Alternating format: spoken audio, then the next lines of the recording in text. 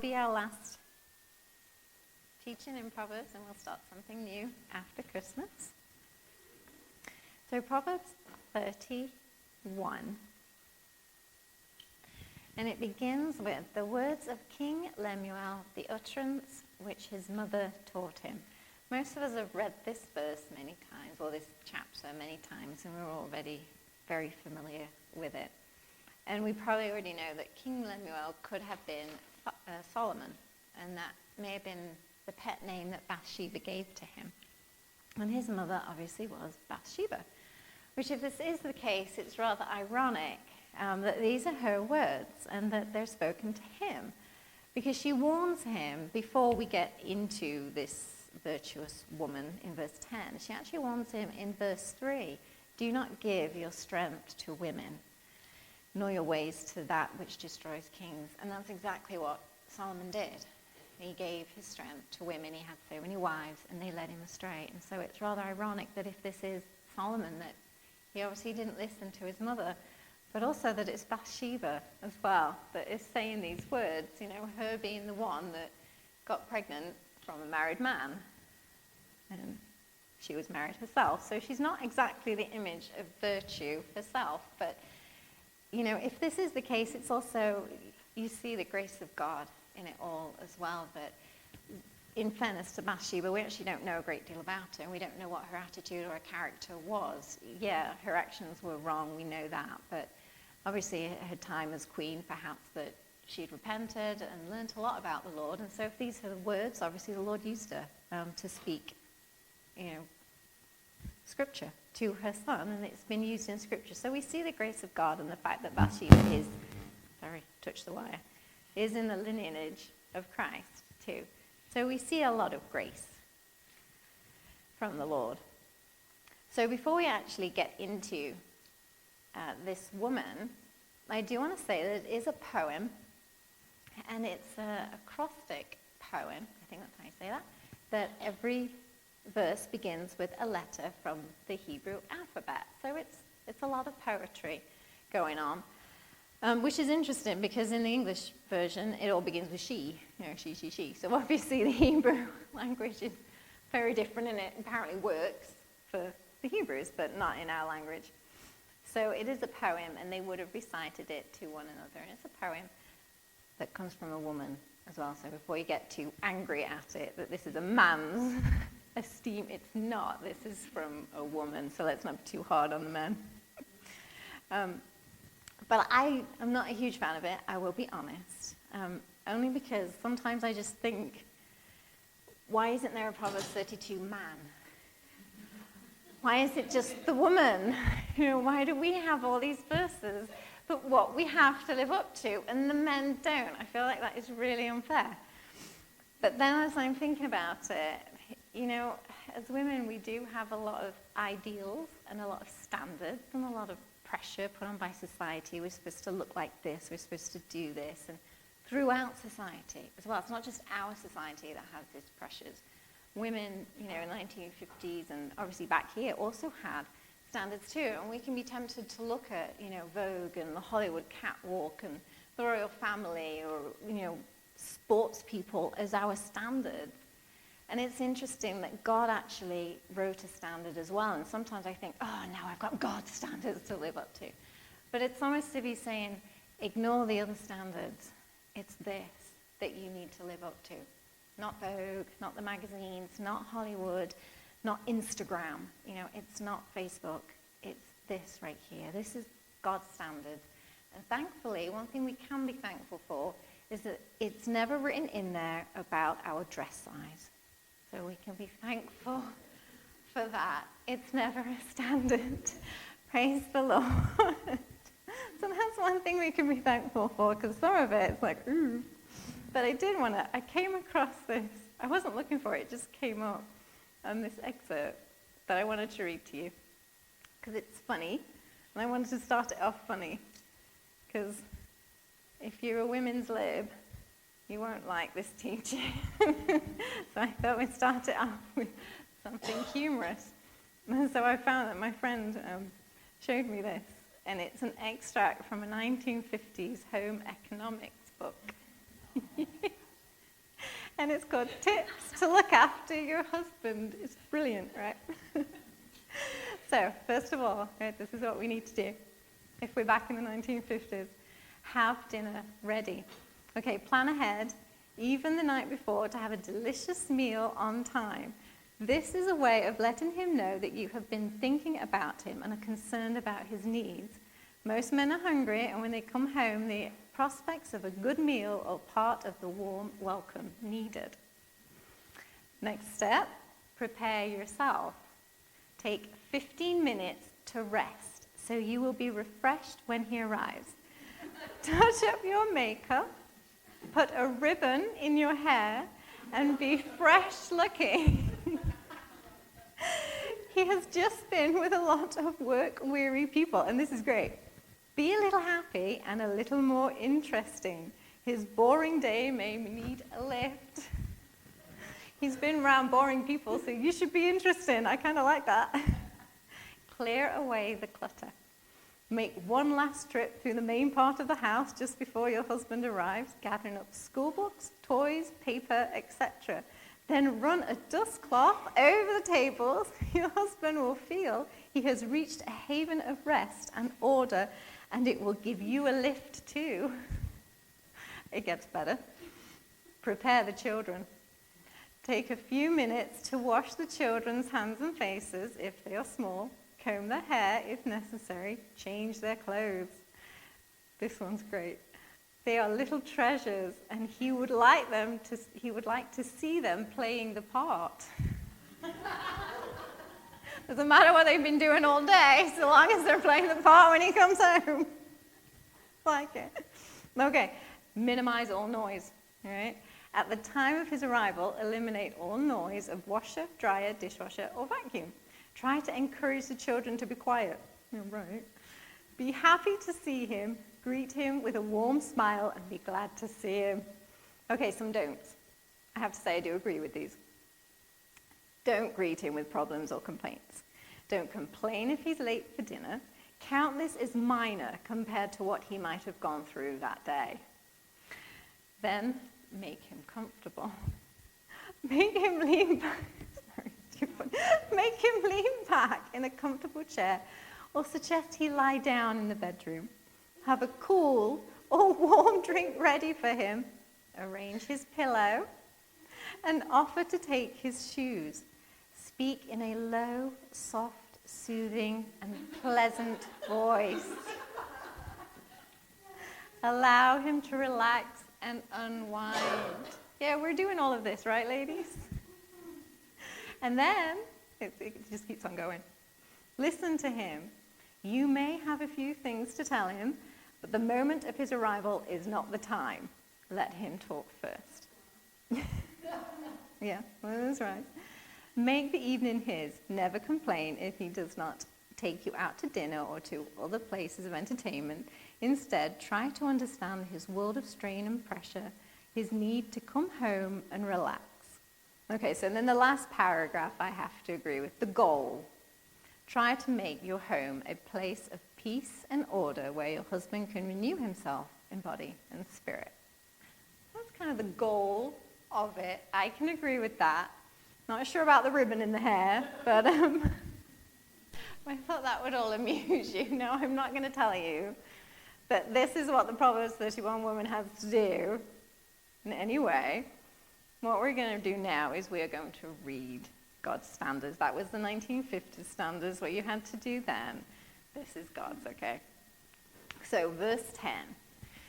Who can find a virtuous wife? For her worth is far above rubies. The heart of her husband safely trusts her. She will have no lack of gain. She does him good and not evil all the days of her life. She seeks wool and flax and willingly works with her hands. She's like the merchant ships. She brings her food from afar. She also rises while it is yet night and provides food for her household and a portion for her maidservants. She considers a field and buys it. From her profit she plants a vineyard. She girds herself with strength and strengthens her arms. She perceives that her merchandise is good, and her lamp does not go out by night. She stretches out her hands to the distaff, and her hand holds the spindle. She extends her hand to the poor.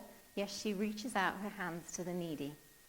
She's not afraid of snow for her household, for all of her household is clothed with scarlet. She makes tapestry for herself. Her clothing is fine linen and purple. Her husband is known in the gates when he sits among the elders of the land.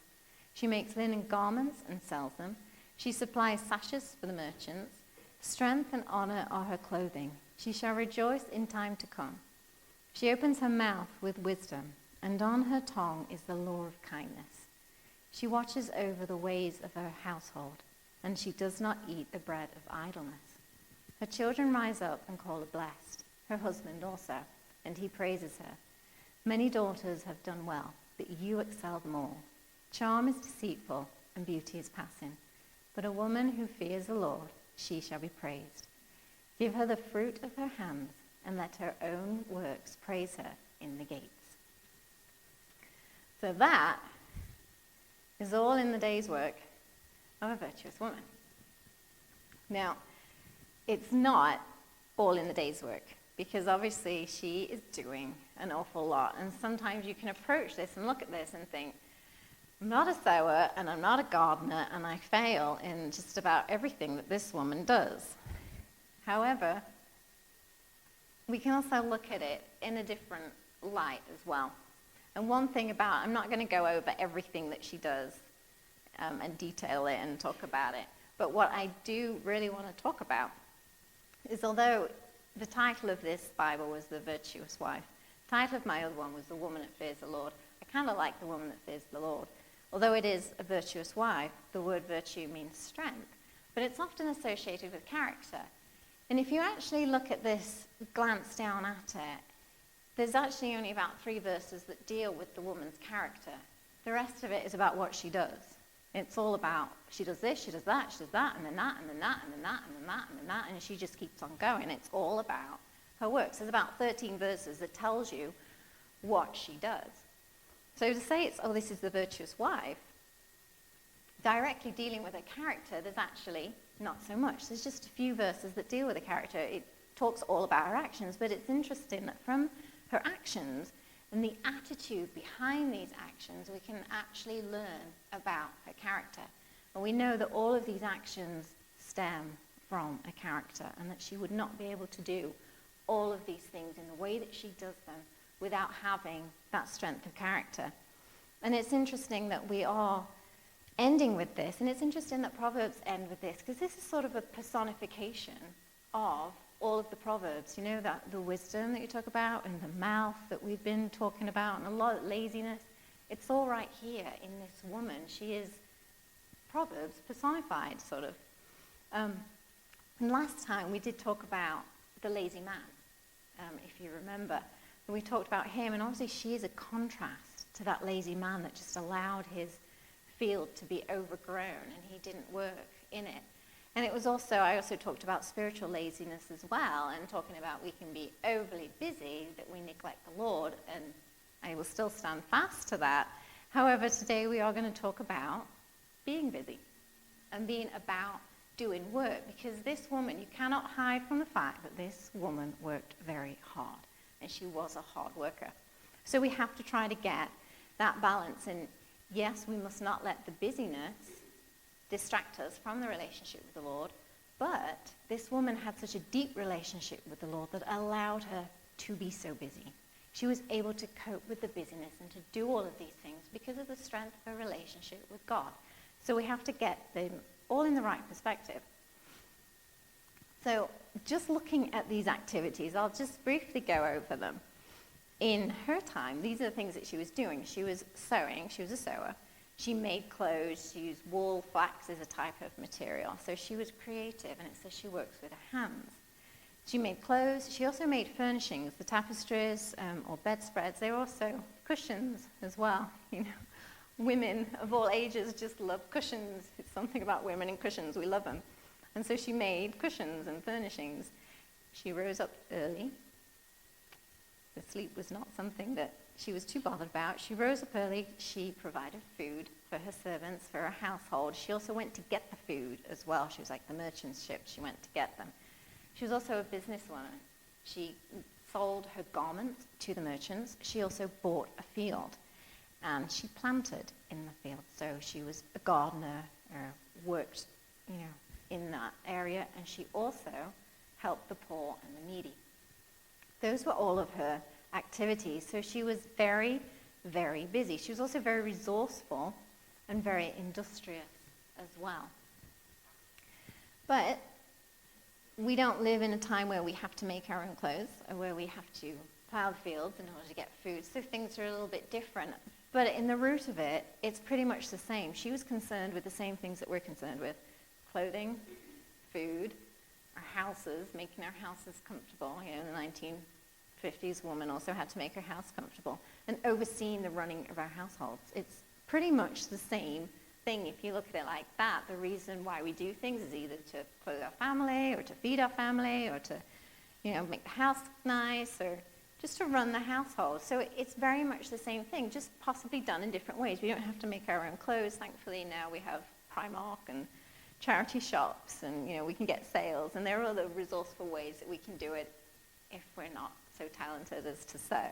So you don't have to go out and get a sewing class or anything like that. Learn horticultural because the Proverbs 31 woman did. But there is that still resourcefulness that's at the heart of this woman, that she is willing to go out of her way and do things for her family. So as opposed to just looking at these actions, I want to look at the heart of her and how she does these actions. And so first of all, we have to look at who she's doing the actions for. And obviously, it's very clear that she does these actions for her husband, because she's the wife, and she does it for her family too. Everything is done for them. And also, she provided for her servants, which I think is a wonderful image too. These servants were there to serve her, and yet she was willing to get up early in the morning and to serve them initially, and to provide food for them. She wasn't above them, and that they had to serve her all the time. She was humble enough to serve them, and she served them. There's also the poor.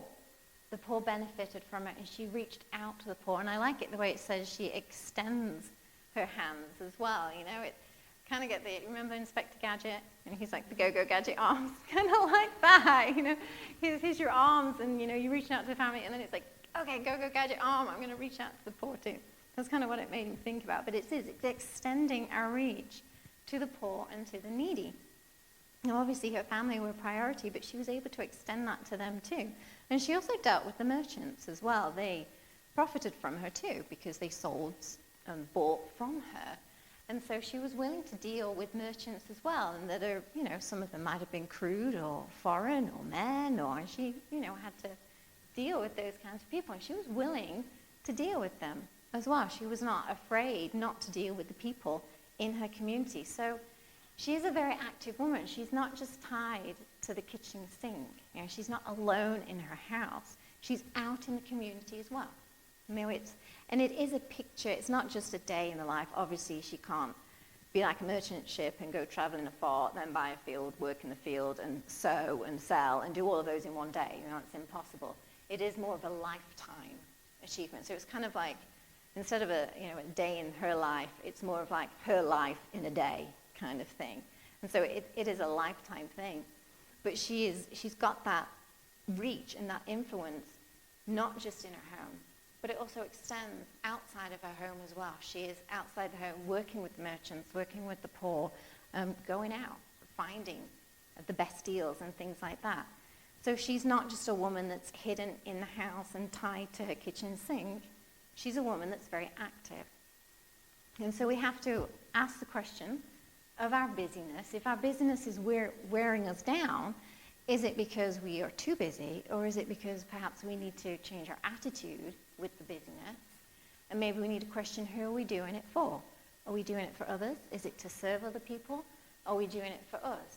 Because if we do it for us, for our own glory, it will make us weary. But if we do it for others, for our family, for the poor, for the Lord, then it won't make us weary. We'll have that strength to do it. So if we look at her attitude as well, several of these verses, they don't just say what she does, they say how she does it as well. Verse 13, it says, she seeks wool and flax and willingly works with her hands. She willingly works. And that's a key to how she can be so successful, because she is willing. It's not begrudging. She doesn't get up and think, oh, I've got to do that, I've got to do this. I'm guilty of doing that all the time. You can begrudge having to do the dishes and mop the floor and maybe having to go out to work and it can become, just a trial. But this woman is not. She's willing. She's willing to do it. And I think this is the reason why she can accomplish so much, because she has that will, that desire to accomplish it. I saw a meme as well just recently, which made me laugh and can be very true, but very much the opposite of this woman. And it said on it, so much to do, so little desire to do it. And that's very true. I can have so much to do and absolutely no desire to do it at all. It all looks boring, or this, or that, and we can moan. But this woman did not. She was willing. She was willing to work. And in Nehemiah, the people went out back to Jerusalem to build the wall. And there is a verse in there that I had to memorize when we were working on a missions trip, and it was one of the verses we had to memorize, which I loved it. But it was in the old King James, so I won't give it to you because it's kind of weird in that. But the verse is that the people built the wall to the half of its size because the people had a mind to work. And I love that verse, and it's always stuck with me. They were successful in what they did because they had a mind to work. They were all agreed. They all worked hard. It was like they got up and they said, let's do this. We're going to build this wall. And they were eager. And oftentimes I look at that and I think, yeah, that's a great picture. We can all rally together. We can all go, yeah, let's do this. But oftentimes in the morning, it's hard to rally yourself up and go, okay, let's attack this day. How many times do you wake up and do that? I don't. It's like, oh, here we go again. We can get up with that sense of, oh, no, it's all over again. But sometimes, we think about Nehemiah, think about those people that had that mind to work. You know what? Let's attack the day. Because I kind of get this picture that the Proverbs 31 woman, she woke up, okay, let's do this. She was willing. She had that mind to work. In verse 14, the next one, she's like the merchant ships. She brings her food from afar. And it's interesting, that one, because it just tells that she's willing to go out of her way to serve her family. And it's not a case of, okay, we have to travel high and low in order to find, the best spaghetti or anything. I don't think that's what it's trying to say. But she's willing to go out of her way. She's willing to travel. She's willing to go one step further in order to maybe get something that's a little bit better, that's perhaps a little bit cheaper, or that will work better. She's willing to do that. It doesn't bother her that she has to travel, that she has to maybe get up and get her child a drink. When you just sat down, it's like, Mom, can I have a drink? Oh. She's willing to travel, and I just think, oh, and I just don't want to get up and get a drink. But that's what she's willing to do for her family, to go that one step further. In verse 18, it says that she perceives her merchandise is good. So she takes pleasure in what she does. She looks at her work, and she's pleased with it. There's an enjoyment with her work. There's a pleasure in her work. But there's also a confidence as well. She's confident to please people, and that she can present her work and sell it. And she looks at it and she goes, okay, that's good. And it's not, it's not being prideful in wanting the glory and taking the glory, but it's doing your work well, doing it with pleasure and enjoyment, that you want to make it good. If you're going to make something, I'm going to do it the best of my ability and present it to that person or to whoever it is the best that it can be. And this is what that woman did. She perceived her merchandise was good. She saw it, and that's good. Maybe she was taught well. She might listened well to her instructors or whatever she did, but she learned well, and she did it well. And she was pleased with it too. And then the next part of that verse is that her lamp does not go out by night. And she's consistent. She's faithful. She's that constant burning lamp for her family. She doesn't go out. She's that consistent, faithful light in her house. And that also goes when it says she does not eat the bread of idleness. And that's an interesting image. it doesn't just say she's not lazy. It says she doesn't eat the bread of idleness. So it kind of gives you that picture that idle people just kind of sitting around chowing away on some bread. But she's not doing that. She's not partaking in idleness. It's not a part of her. You know, like you eat bread and it becomes a part of you. That's not her. She has nothing to do with idleness. It's not a part of her at all. It doesn't become part of who she is. It's not her character. She doesn't sit around and enjoy that at all, even though bread's nice. I mean, I love bread. It's the best thing. So it's interesting that it relates it to bread. It might be something that's tasty and yummy, but she doesn't partake in it. That's not in who she is. And verse 16, I like verse 16. It's an interesting one. She considers a field and buys it. And I like that word considers, because she doesn't just go out and buy a field. She actually considers it. She thinks about it. This is a thought-out process. She's an intelligent woman. She knows what a good deal is, and not just what a good deal is in food and clothes. I mean, we all know the deals when it comes to Asda and Tesco, but she knows the deals when it comes to the property market too. She's an intelligent woman. You know, she's got a business mind, and she can manage money. She can consider that's a field, and that's worth that much, and I'm going to get that much profit out of it. So she's a very intelligent woman. This is not just, you know, bows in hair kind of stuff. She's an intelligent person and knows big financial decisions and can make them. And it's interesting. It looks like she makes that decision on her own. She doesn't have to consult her husband. Now, if I was to buy a field, I think Bryce would want to know.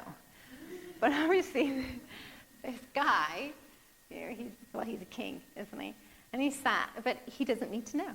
And that's fine. And she has that responsibility to make a huge decision like that. And so you have this picture of a businesswoman. But it doesn't just stop there, because she's not just a businesswoman that's walking around in her heels and a business suit. Because in the next part of the verse, it then says that with the profits, she plants the vineyard. So she then gets the wellies on, and she's not afraid to get her hands dirty. She then starts planting and digging in the soil. So she's an intelligent woman, but she's also a woman that doesn't mind getting dirty and doesn't mind sweating or wearing welly boots. If that's what she's got to do, she will do it.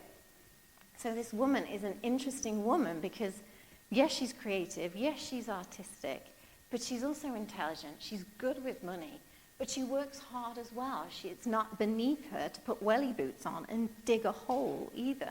And so it continues with that it says, where are we?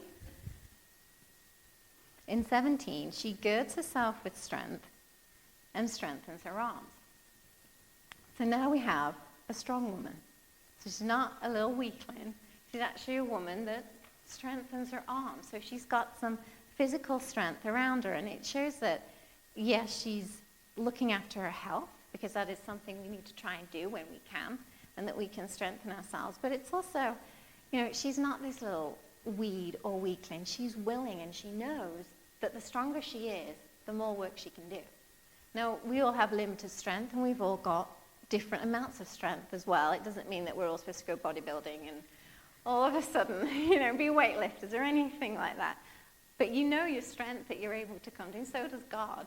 And therefore, we can go to that strength that we know we can do. And, you know, for some, might need to push ourselves. For others, maybe not. But she was willing to be physically strong in order to help her family, even if that is uncomfortable. I hate exercise, and I hated PE. So I always hated this verse. And when we did this as a teenager, it was like, because that was the one. I was okay with sewing. I did a bit of sewing and gardening and blah, blah, blah. But that was always the one I was like, I hated the PE, those little skirts and the PE knickers. What was that?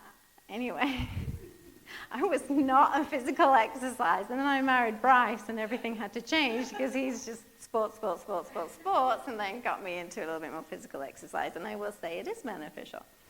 But obviously, we do to the strength that we can do. We do all have different strengths. And she knew her strength, but it wasn't beneath her to do hard work and to do any lifting or things like that. It wasn't, honey, I can't do this. You have to do it. She's willing to do it and do what she had to do. Verse 21, she's not afraid of snow for her household. There was no fear in her. She was prepared. She's prepared for the snow. She's prepared for what was to come. Her household was clothed in scarlet, so they were ready. Now, you can apply this spiritually, that she's prepared for trials spiritually. You could do that. But I think this actually is a very practical chapter, and I think it literally means when it gets cold, she's ready for it. You can apply it spiritually, that's fine, but I think it is literally. She's got the hats and the coats and the scarves, and she's ready. She's ready for when trial comes. She's also ready maybe to turn the heating up a little bit, and they can afford to because she's been saving up through the summer, and she's used her money wisely. So she's not afraid for, those things to come that might cost her a little bit more. She's saved up for it, so she's not afraid. Then verse 25, your strength and honor are her clothing. She shall rejoice in time to come. And I like that. And it goes on to say, she opens her mouth with wisdom, and on her tongue is the law of kindness. So now we get into a little bit more of a character. So obviously, she's doing and doing and doing, which these are activities, but let's not forget her mouth. And a lot of women struggle, we all struggle, with our mouth. And so there's that verse dealing with the mouth, words of wisdom, and on her tongue is the law of kindness. We've gone over a lot with our mouths, so I'm not going to go into that, but we all know, what we are to do and what we're not to do. And this woman wasn't slanderous or gossiping, but she was discreet and said encouraging things and said wisdom. And obviously if she said wisdom, then she knows wisdom. She's got wisdom in her heart and in her head, and she's studied wisdom. And so that's a very important thing. And it also goes on to say that charm in verse 30, charm is deceitful and beauty is passing, but a woman who fears the Lord, she shall be praised. And that's the key. That's the key to it all. The root to this woman, to all of her activities, to all of her successfulness, it's this right here, that she fears the Lord, that she shall be praised. And going back to the beginning of the Proverbs, when we talked about the fear of the Lord, it comes up over and over again, and we've talked about this fear, fearing God, respecting him, putting him on the throne, taking ourselves off the throne and putting him on the throne. And then it says the fear of the Lord is the beginning of wisdom. So that fear came first, and then the wisdom came, and she was able to speak the wisdom out and speak that kindness. Ultimately, she was honoring God. And that's what this fear of the Lord is. Yes, she served a family, but you can't just do it for your family. Mainly because I know it says that the children raised up and called are blessed. But like I said, this isn't a day. Because I think she was older. Don't your kids have to be older to raise up and call you blessed? It's not when they're little. It's not. I thought I was doing a really good thing yesterday. I'd saved some egg whites from a carbonara that I made a few days before. So I thought, how can I use this? And I found a recipe for frittata. I'm like, oh, great. I'll be really resourceful. And I can make this frittata with these egg whites. And I had a couple more eggs in, some bacon and stuff to make it great, and served it to the kids. And they're like, this is disgusting. What is this? For frittata, I'm being resourceful and creative. And you're not supposed to say that. You're supposed to raise up and call me blessed. Now, this is gross. What is this? It's disgusting. So, they don't like frittatas, I now know. But our kids are not always going to give us praise. They're not, and we're not always going to get that praise from our family. So we don't necessarily, we do it for them, but we do it for the Lord, ultimately. That's why we do it, because that instant gratification from our family is not going to come. There's never that standing ovation every time you've slogged 2.5 hours for a dinner and they just wolf it down them in 5 seconds. You want some kind of applaud, but it doesn't come. So we do it for the Lord. We do it for him, and that's why we do it, because we fear him. And that's why we go that extra mile. That's why we strengthen ourselves. That's why, we look over the finances, and we look over things, and we honor them because we're honoring the Lord. And so our wisdom and our relationship with the Lord has to be the heart of our character as well. And so we're busy. We have to be busy, and this woman was busy and busy, but she didn't neglect her relationship with the Lord. She had that relationship. That is what spurred her on to be able to do all those things. But it does say that she rises up early. Didn't really comment on that a great deal, but she does rise up early. And she does, maybe she sought the Lord. She provided for her family, but she managed to get everything done. And that early mornings, we know we're supposed to rise up early. We know we are. We know what time we're all supposed to get up. I don't need to harp on about it. We've talked about it before. I talk about women. I struggle with it myself. Our beds are so warm and cozy. But we know in our hearts we're supposed to get up. And you know, the only way to do it is just to get up. There's no other way. I have tried to think of an easy way to get up. Maybe if I do this, if I do that. You just have to get up. That really is the only way to do it. And I remember reading a book by Elizabeth Elliot. It's called Discipline. If you ever want to slap, read that book, because it's a very hard-hitting book. She has some truths, and she simply says, just get up. Just do it. Just get out of bed. In order to have discipline, you simply just have to get up. You have to have that discipline. And I'll always remember, I don't actually remember the quote word for word, but we often think we don't have time. We don't have time to do everything we're supposed to do. And I remember her saying, she's American, so she says that the President of the United States has 24 hours to run a country. You think you can run your house in the same 24 hours? Okay, good point. And I always remember that, like, yeah, all right. So that's a good book if you want to be really pushed into discipline. But rising up early, seeking the Lord, and just getting to do those things that we know we need to do, being busy about what we have to do.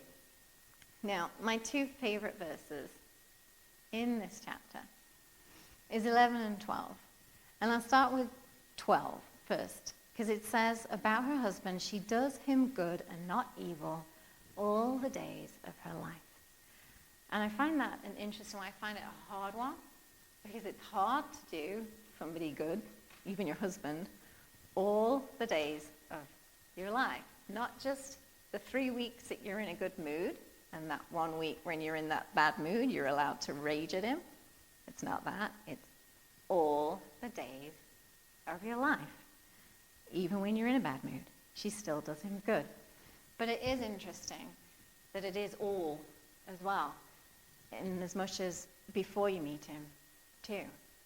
Because that's part of your days as well. And my children aren't here, and I did tell Molly, I'm like, Molly, come on, this is how you find a husband. I'm teaching on that. She's like, Mom, I've got 5 years yet. I don't need to. I'm like, guess we'll start working now. I'm like, oh, they're not here to hear this. Actually, I have already told them this anyways.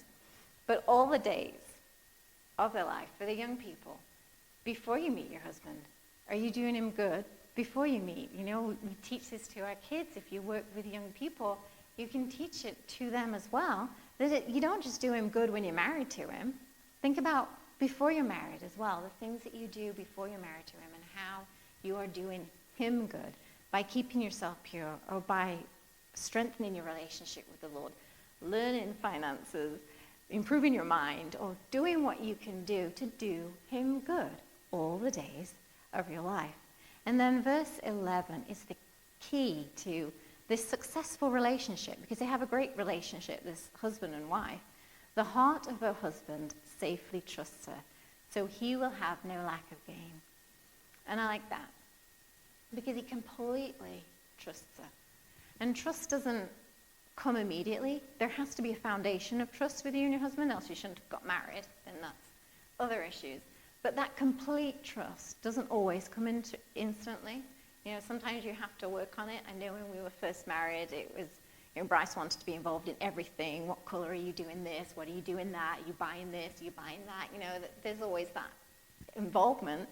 After 17 years, he couldn't care less what color I paint the walls now. And in fact, he doesn't want to know. Just don't tell him. You know, he's got better things to think about than what color the walls are going to be or what curtains they're going to be. And I'm okay with that too, because it's this relationship where he's doing what he needs to do, and I am doing what I need to do, but we trust each other as well. There's that trust. And, you know, the husband in this, he's in the gates, isn't he? He's got a job amongst the elders. He's got decisions to make. He's got a lot of pressure on him as well. And she's this woman that's able to take some of the pressure off him. She's able to make him successful because he doesn't have to worry about what's going on in the home.